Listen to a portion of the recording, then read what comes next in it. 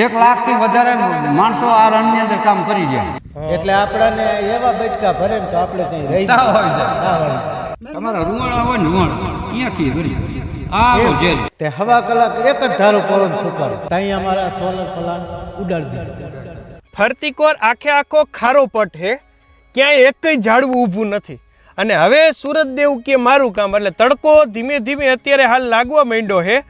આમ તમે અહીંયા જમીન જોશો ને તોય રીતસરની આખી ફાટી ગઈ છે, એટલે તિરાયડું થઈ ગઈ છે, ઢેફા જબરા થઈ ગયા છે. એટલે એના ઉપરથી તમે અંદાજો લગાવી શકો કે તડકો કેટલો લાગતો હશે. એમની આવા કિયારા વાળા કેટલા ખેગરિયા તમે કીધા? એ તો ગણાય જ નહીં. એ તો હું તમને આમ ગણવા દઉં, મેં તમને ન કીધું વિશાળ. હા, 1 લાખથી વધારે માણસો આ રણની અંદર કામ કરી રહ્યા. એટલે હવારે મોટા ભાગે કેટલા વાગે બધા કામ કરવા પોગી જાય ઘરે? આમાં અમુક તો આ રાત રહી જાય. હે હા, તેમની મું ભર્યો તો સાપરું ચાલુ હા રીતે ચાલી રાખ્યું આમ નામ બરાબર. આખી રાત ટીંગાઈ રહ્યો જો આવી રીતે આમ નામ વાવાઝોડા લે બધું. નકર આ સાપરું ઉડાડી દે તો મને થોડીક નુકસાની થાય ઓહો એટલે બરાબર. બધું આ ઉડાડી ભાઈ નાખી દીધું. આ પોઝિશન ની અંદર ટીંગાઈને પર કેટલો ટાઈમ આમ ટીંગાઈ રહ્યા? લગભગ કલાક હવા કલાક. હે હા એટલું એટલું હવા હાલ્યું કલાક હાલ્યું 3 વાગે આવ્યું તું હા તે હવા કલાક એક જ ધારો પવન ફૂંકાણો. ઓહો, ત્યાં અમારા સોલર પ્લાન્ટ ઉડાડી દીધા. ઉડાડતા હતા. કુદરતે નુકસાની કરી. કુદરતે નુકસાની મારે તો આ પાટિયા બધા જો હું અત્યારે પાટિયા લાવ્યો આ સોલર આ બચી ગયા હતા બીજા હતા ને એ તો બધા ફૂટી ગયા. અહીંયા તમે જોઈ શકો છો કે જે ઉડેલી સોલારો છે, નુકસાની થયેલી પ્લેટો છે, એ બધું આમનામ અત્યારે હજી પવનનું ઉડેલું એમનામ પડેલું છે. તમે જુઓ અહીંયા સાયાનો કોઈ બીજો આશરો નથી, એક આવું કંઈક બનાવી નાખે છે. અને ઓલી બાજુ અહીંયા સોલાર પાસે તમે જુઓ ક્યારેક થાયકા હોય તો જરાક ખાટલો મૂકીને સોલારના સાંયે આ રીતે બેસી શકે. આ રીતનો સોલાર એ એક એમનો આશરો છે, કારણ કે તડકો આની ઉપર પડે અને જે વીજળી ઉત્પાદન થાય એ વીજળીના કારણે આ પાણીની મોટરો હાલે. બરાબર ને? આવડા અહીંયા બોર કરે, બોરની અંદર પાણી કેટલા ફૂટે આવી જાય છે? નજીક જ દેખાય આમાં તો. અત્યારે ચાલુ નથી ને એટલે દેખાય. સમજાઈ ગયું. મોટર ચાલુ હોય તો ન દેખાય. આમ નોર્મલી આ તમે જે સૈડા કરો એ કેટલા ફૂટના કરો હો? અહીંયા જો 40 ફૂટ થાય, 45 ફૂટ થાય, 50 ફૂટ થાય, 55 ફૂટ થાય. કઈ જમીનનું નક્કી નથી રણના તરનું. હા, ઓલું મચ્છર જેવી.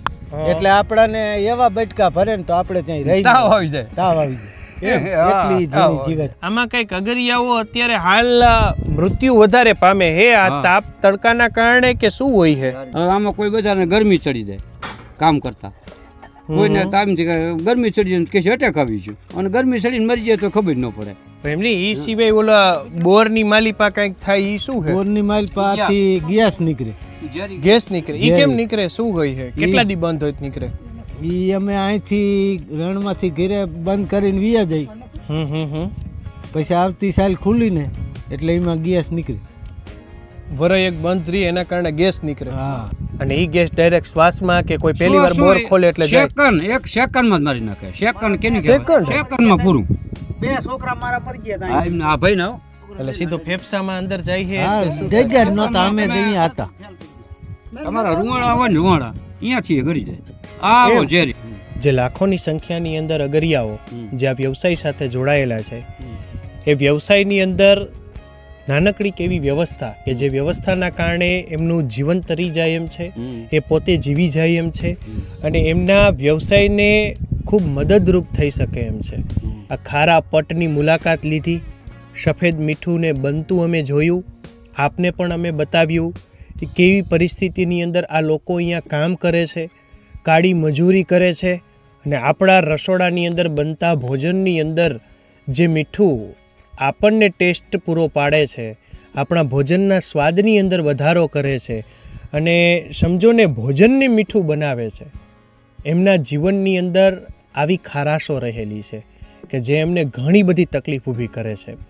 તો આશા રાખીએ છીએ એ ખારાશો ઘટશે અને એમનું જીવન થોડુંક સુમધુર બનશે.